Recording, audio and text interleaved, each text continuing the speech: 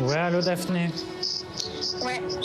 On m'a dit que tu avais un sujet d'antisémitisme dans ta fac.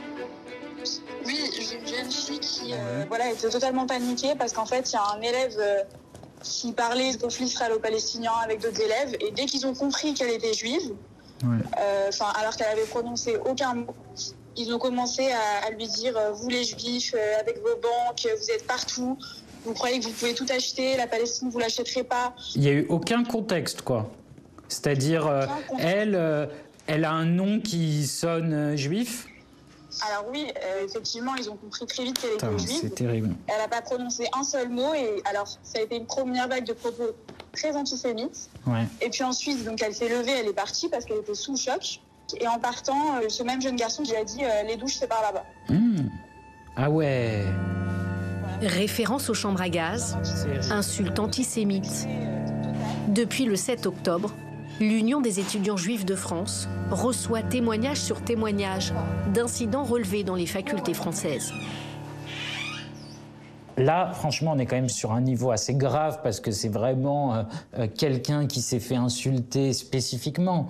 Mais dans toutes les facs, on a eu des problèmes. À Paris 1, il y a eu 2 tags salles juifs où on était en lien avec la fac aussi pour gérer ça. Ouais, il n'y a presque pas eu une université, que ce soit à Paris ou dans les sections qu'on a en dehors de Paris, où il n'y a pas eu au moins un ou plusieurs incidents antisémites. Ce jour-là, Samuel se rend à l'université de Nanterre. Je te filme, Samuel. Okay. Il doit rencontrer 3 étudiantes de confession juive et accepte que nous le suivions à condition de filmer discrètement et ne pas révéler leur identité. Désolé, ça va? Ça va, ouais. Salut. Ça va. Depuis l'attaque du Hamas et la contre-offensive d'Israël, elles ont fait le choix de dissimuler leur religion. En TD, on entend oh là là, t'as vu ce qui se passe, c'est chaud, j'espère que la Palestine, bon, ça va aller pour eux. J'ai jamais entendu un seul mot sur Israël, évidemment, je me fais petite. On m'a demandé ma religion en TD. T'es de quelle religion? Première fois de ma vie que j'ai dit j'ai pas de religion. Je n'ai pas envie de dire que je suis juive. Honnêtement, depuis le 7 octobre, à chaque fois que je suis en cours, j'ai peur et je regarde la porte et je regarde. Je suis peut-être folle, mais moi j'ai une envie de demander à chaque prof est-ce que vous avez la clé de la porte, est-ce que vous avez le code, est-ce qu'on pourrait barricader si possible. Moi j'ai un besoin de me sentir en sécurité dans les salles de cours et je ne suis pas.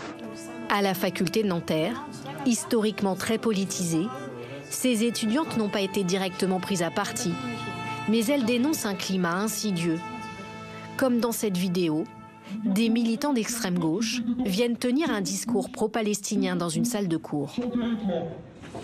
L'État d'Israël fait une chose, il prend pour prétexte l'offensive militaire du 7 octobre pour étendre toujours plus son territoire, pour étendre toujours plus sa domination. Du côté, entre guillemets, pro-palestinien, on peut s'exprimer, mais en fait, si on est côté israélien, entre guillemets, enfin, si on est ça, en fait, on n'a pas le droit de parler. On ne peut pas. Aux paroles s'ajoutent les actes. Dans les toilettes de la faculté, des dizaines de croix gammées ont été taguées. Des inscriptions antisémites qui apparaissent dans de nombreuses villes en France. Dès le lendemain de l'attaque du Hamas, cette phrase d'incitation au meurtre était peinte sur un mur de Carcassonne. D'autres à Besançon, Strasbourg. Dans les rues de Paris, près de 200 étoiles bleues sont taguées en pleine nuit dans plusieurs quartiers. Leur sens reste flou, mais choque la population. C'est à gerber, c'est pire que la désolation, c'est pire. Je pleure parce que je vais retrouver la haine qu'on a eue quand j'étais enfant. Au total, plus de 1100 actes antisémites ont été recensés en un mois, soit 3 fois plus qu'en 2022. Des insultes, mais aussi des agressions.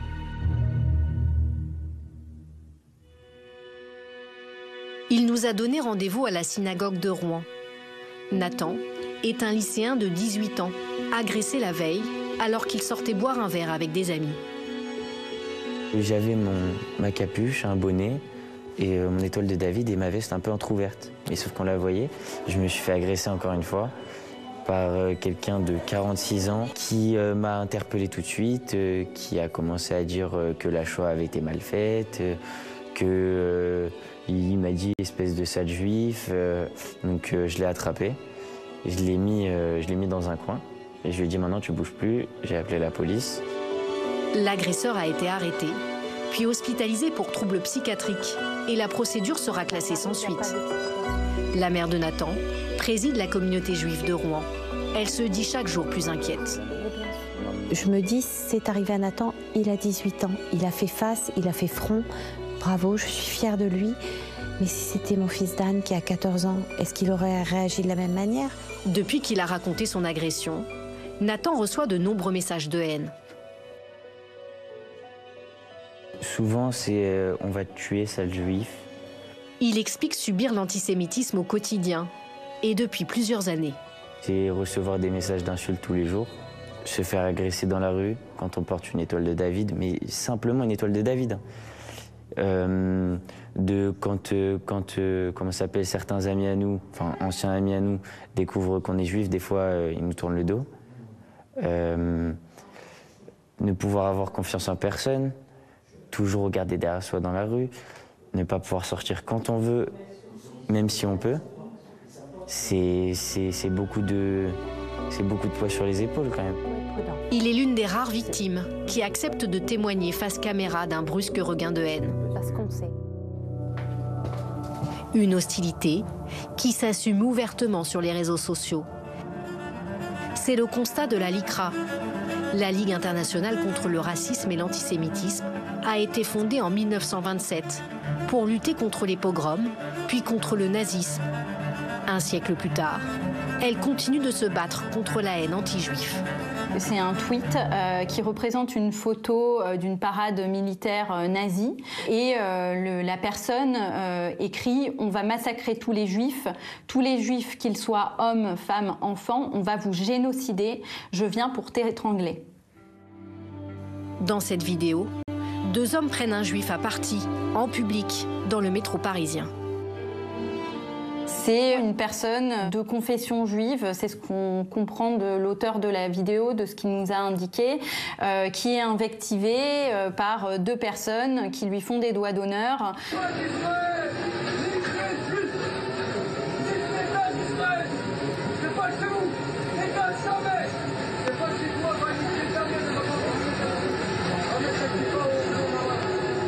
On note un changement assez flagrant, on l'a tout de suite senti à partir du 7 octobre. On assiste à une parole qui est vraiment décomplexée, les gens ne se cachent même plus, il n'y a plus besoin non plus d'utiliser un pseudonyme pour tenir des propos antisémites.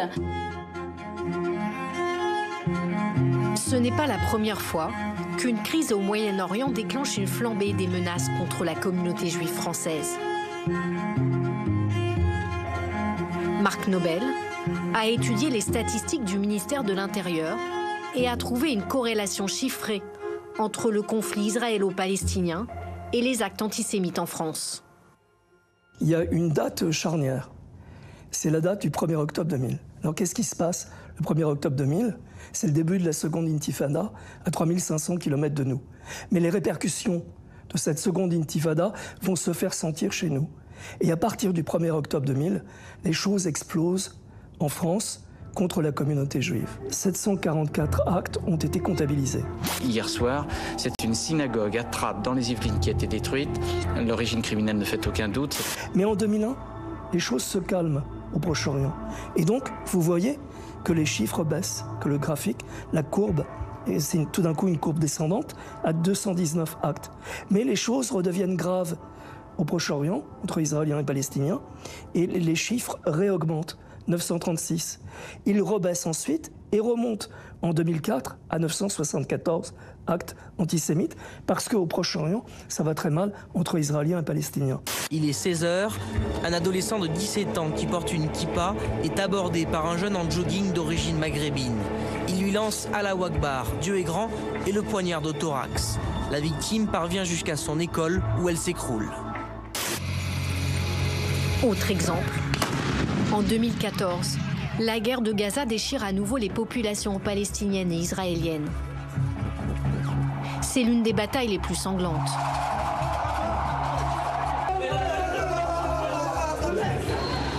Comme une caisse de résonance en France, l'antisémitisme flambe. À Sarcelles, une manifestation pro-palestinienne dégénère en émeute hostile aux Juifs.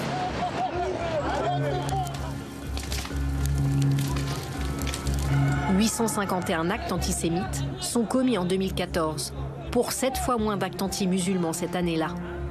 Quand on compare les courbes, c'est bien la communauté juive qui subit d'abord cette contagion du conflit israélo-palestinien. Le 7 octobre, l'attaque du Hamas a fait 1400 morts et près de 250 otages, dont des Français enlevés ce jour-là. À Strasbourg, la communauté juive a organisé un rassemblement soutenu par des élus de la République pour ne pas les oublier. Aujourd'hui, aux côtés des couleurs de notre drapeau, nous faisons de la place pour les couleurs du drapeau d'Israël. Nous ne le faisons pas pour choisir un camp, mais bien pour rendre hommage aux victimes d'Israël. La communauté strasbourgeoise compte près de 20 000 personnes de confession juive qui vivaient jusque-là en paix, sans crainte d'afficher leur judaïsme. Face à l'explosion des actes antisémites en France, et malgré la présence policière permanente, ici aussi la peur s'installe.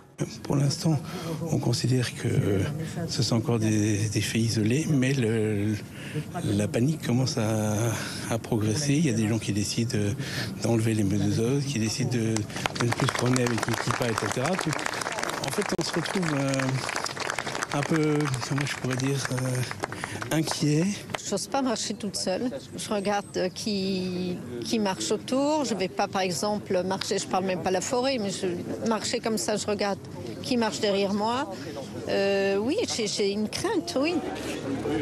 Une crainte renforcée par une alerte survenue le 19 octobre aux abords de la synagogue de la Paix, la deuxième plus grande d'Europe. Sur les barrières du lieu de culte, un adolescent de 15 ans aiguise une lame de 12 cm. Il est rapidement arrêté par un CRS. Ce jeune Français est issu d'une famille tchétchène connue pour sa radicalité. Dans son téléphone portable, un message évoquant un passage à l'acte sanglant. Je viens dans votre lycée, je vais allumer à la calache. Je serai le Tchétchène le plus connu. Depuis, les fidèles du grand rabbin de Strasbourg viennent toujours à la synagogue, mais ne s'attardent plus aux alentours. Ce parc est un lieu de rassemblement, qui est un lieu de fête, qui est un lieu de partage, qui est un lieu d'insouciance aussi pour les enfants. On l'a vu clairement se vider après les événements du 7 octobre.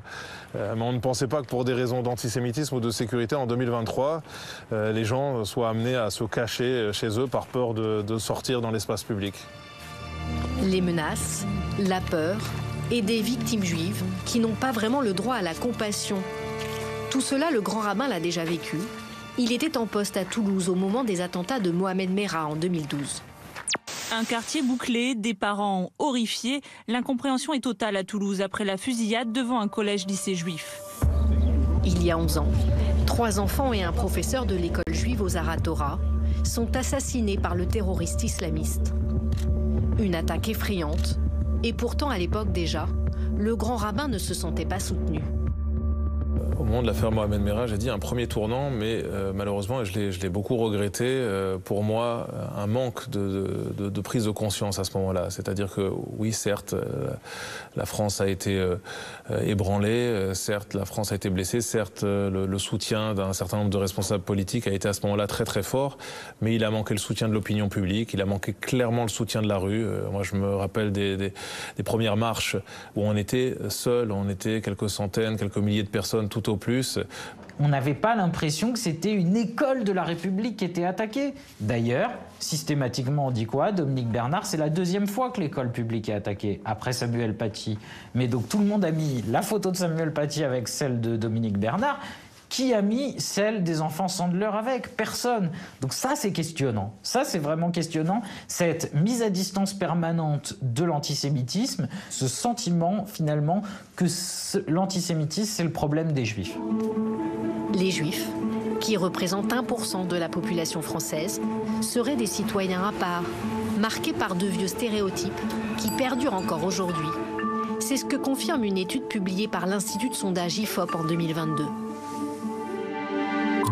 Plusieurs préjugés ont la dent dure. 26% des Français pensent que les Juifs ont trop de pouvoir dans le domaine de l'économie et de la finance.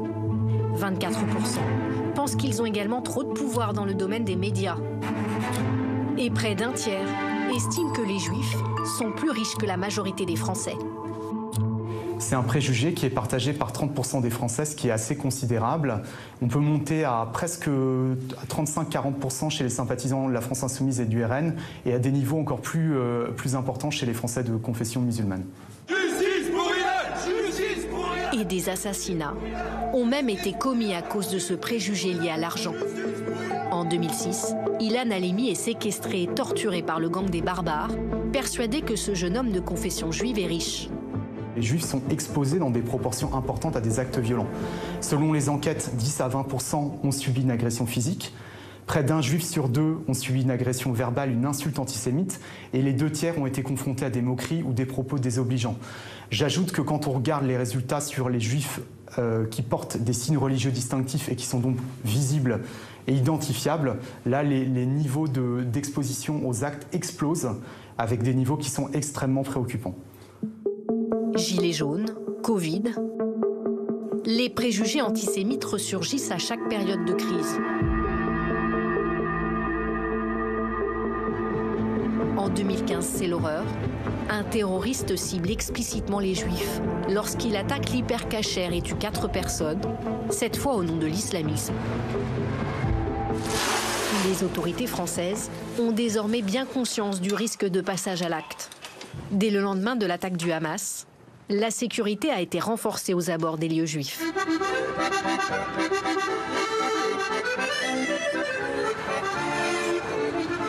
Dans les rues de Paris, il est quasiment impossible de ne pas les croiser. En quelques jours, le nombre de militaires de l'opération Sentinelle est passé de 4 000 à 7 000 sur l'ensemble du territoire.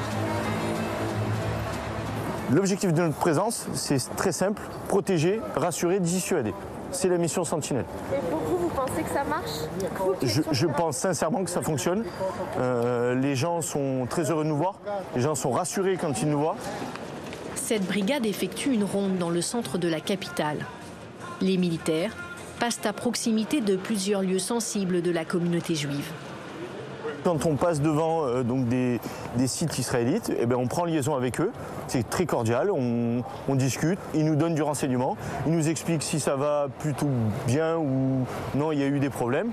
Et nous, pareil, on le rapporte au commissariat le plus proche ou à nos chefs. Et derrière, pareil, ça agit en conséquence. Si le nombre d'actes antisémites en France s'est envolé depuis le 7 octobre, la mobilisation de l'État aurait évité une situation encore plus grave, selon le ministre de l'Intérieur. Aujourd'hui, c'est la République qui les protège. Et il n'y a pas eu, fort heureusement, ce qu'il y a eu dans d'autres pays, des synagogues. Je prends l'exemple de l'Allemagne qui ont été attaquées au cocktail Molotov. Parce qu'en France, nous avons interdit des manifestations pro-Hamas. Parce qu'en France, on a fait plus de 400 interpellations. Parce qu'en France, on a mis 11 000 policiers et gendarmes pour protéger les Français de confession juive. Donc je comprends cette peur, mais je veux dire que la République est le pays qui les protège le plus. Des centaines de personnes ont été interpellées. Mais que se passe-t-il ensuite? Oh, vous les enfants, regardez les enfants plus comment ils sont. Le 12 octobre dernier, 5 jours après l'attaque du Hamas, cet imam publie sur sa page Facebook, suivi par près de 2000 personnes, ce message. Vous combattrez les Juifs et aurez le dessus sur eux, de sorte que la pierre dira « Ô musulmans, voici un Juif caché derrière moi, viens le tuer ». Interpellé 21 jours plus tard, il est jugé en comparution immédiate. À la barre, le prévenu plaide la maladresse, mais le tribunal le condamne quand même pour apologie du terrorisme et incitation à la haine.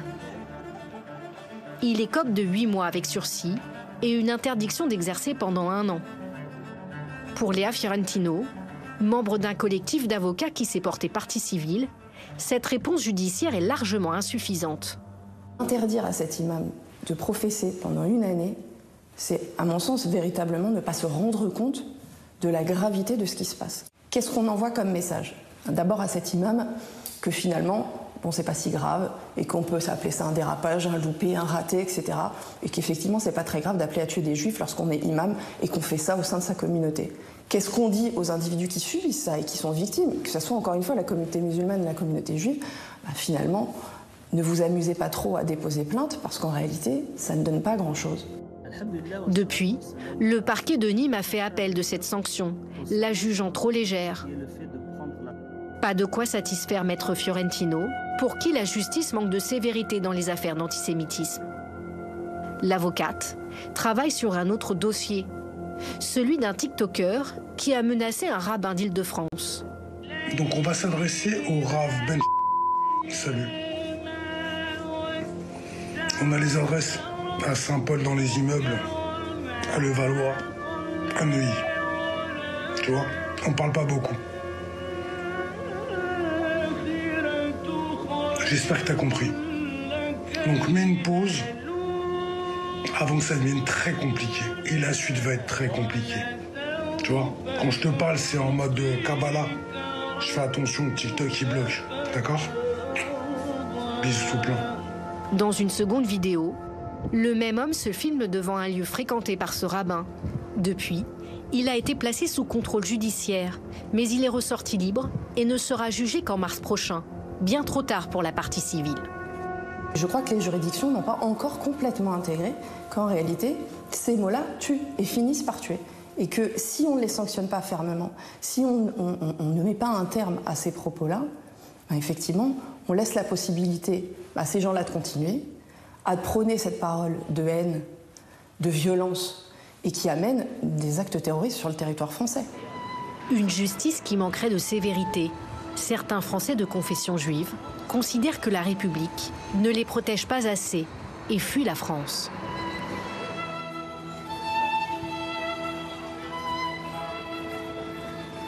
Viens.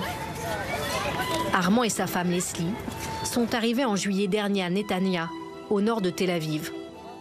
Ils sont partis avec leur fils de 9 ans et malgré les attaques du 7 octobre, c'est ici, dans un pays en guerre, qu'ils se sentent le plus en sécurité. Voilà, il a la kippa sur la tête, il sort de l'école, il a les tzitzit, donc il est dans une école religieuse. J'ai pas peur, j'ai pas peur. En France, je l'aurais jamais fait. En France, jamais la kippa sur la tête, je l'aurais enlevé tout de suite. Les tzitzit, il les aurait jamais mises en France. Ici, ma première réaction, c'était de lui mettre la kippa sur la tête à l'aéroport quand on est arrivé. Et depuis, il la quitte pas. Nous, ici, on n'a pas d'antisémitisme. On a une haine. Oui, on le sait, on sait qui sont nos ennemis. En France, ils ont du mal à savoir qui sont leurs ennemis aujourd'hui. On ne peut pas savoir qui ne nous aime pas parce qu'en fait, ils s'aperçoivent en France qu'il n'y a pas grand monde qui nous aime. De leur vie à Lyon, ils n'ont aucune nostalgie. Pourtant, leur situation était a priori confortable. Elle était commerçante et lui travaillait dans la finance. Le premier déclic a eu lieu en 2006, lors de manifestations pro-palestiniennes. Où on a dû fermer les magasins et on a vu défiler donc les drapeaux palestiniens et des panneaux « Mort aux Juifs ». Et on demande à la police comment le drapeau « Mort aux Juifs » on peut le voir aujourd'hui. Et il nous répond « je peux rien faire ». C'est la première fois de ma vie, en 2006, où je me suis sentie juive au lieu d'être française. Quand ils sortent de chez eux, ils voient les murs de leur quartier parfois couverts de tags contre Israël. Et même dans leur propre immeuble, la cohabitation s'est révélée compliquée. Bon, le rêve d'une vie, c'était d'habiter Lyon 6e, un appartement. Et là, d'un coup, on a pris en pleine face l'antisémitisme de l'immeuble. Alors pas de l'immeuble, attention, pas tout l'immeuble, mais de certains voisins dans notre immeuble qui ne se cachaient même pas, qui ont dit à notre agent immobilier, on ne voulait pas des gens comme ça chez nous. Et au bout d'un moment, on crée un peu des liens avec l'agent immobilier et je lui dis, mais ça veut dire quoi ? Elle me dit, ça veut dire, mais je fais, ça veut dire quoi ? On ne voulait pas des gens comme ça chez nous. Pourquoi vous nous avez amené ces gens-là ? Elle me dit, je suis désolée de vous le dire, mais parce que vous êtes juif. Aucun obstacle n'aurait pu les décourager dans leur soif d'exil. Même pas l'hébreu qu'ils ne connaissaient pas en arrivant. À Khalav, à Liad, à Yogourt. Ken ? Ken. On va acheter que du lait, parce qu'à part le lait, on ne sait pas dire grand-chose. Après. Ils ont repris le chemin de l'école et révisent dans ce parc qu'ils appellent leur havre de paix. Depuis peu, les visages des otages ont été affichés. Comme un rappel que même si ce couple ne se sent plus menacé, le danger est bien là. En 2022, 2184 Français de confession juive ont quitté la France pour Israël. Après la flambée antisémite de cet automne, combien se préparent à faire le même choix ?